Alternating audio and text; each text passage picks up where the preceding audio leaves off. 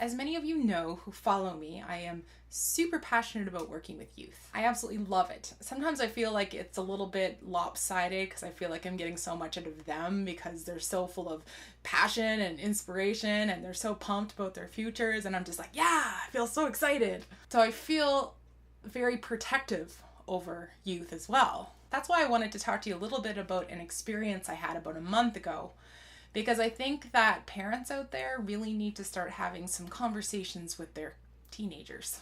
Being a parent to a teenager is like kind of releasing them into the wild. You can teach them so much, but you just hope to God when they leave and they go out the door that they're making the right decision, but you really have no choice or no say in if they are or not. You just hope for the best. So the experience I had about a month ago is something that was a major red flag for me, and it scared the shit out of me, truthfully. And I want to make this video so that you out there could maybe have a conversation with your teenagers about the choices that they're making when they leave the house. So we have this highway, this like stretch of highway in between one place and another place in town that doesn't have a sidewalk, and it's there's no lights actually. I call it the highway of death when we're driving down there at night because you can't see anything. There's no yellow line. It's scary. That day it was really snowy and it was really busy as well. And I was driving up and I noticed that there was these 4 girls that they looked like they were about 13 or 14 years old walking along the side of the highway. And they had their thumbs sticking out. And of course I was driving and I thought, oh God, girls, put your thumbs back in your pockets. Like, what are you doing? And I would usually drive by. But something in me was like, don't drive by. You need to go and stop and see if they need help. So I went over to the side of the highway and I pulled over and I waited for them to walk up to me, and I had a little conversation with them and I said, hey girls, how are you doing? Like, are you all right? Is there anything I can do to help you? They were like, oh no, it's fine. We just missed our bus. We go to this school down the road and we're just trying to get to our friend's house at the top of the highway. And I go, well, I don't really recommend that you guys get into a car with a stranger, but I can drive you up to the top of the road if you like. It's really dangerous walking along the highway like this, and you really shouldn't be hitchhiking. They're like, oh, okay.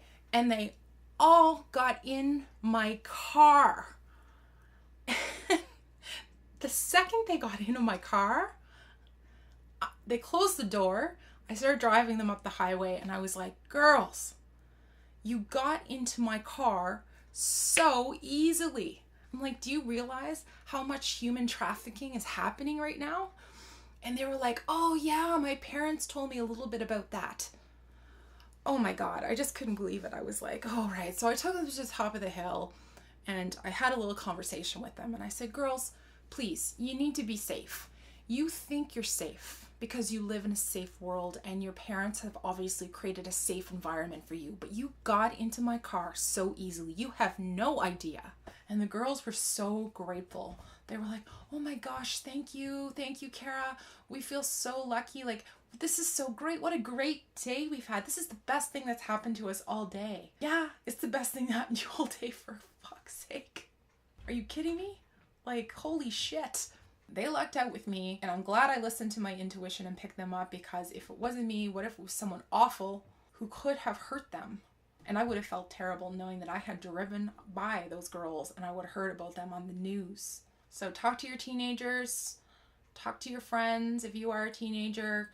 Never get into a car with people that you don't know. Maybe there's a code word that you and your family can come up with in order to make sure that your kids are safe when they're being picked up by somebody. And for teenagers, I wouldn't have been offended if you would have said, no, it's cool, we're fine, we're gonna keep walking up the street. Actually, I would have been like, good for you.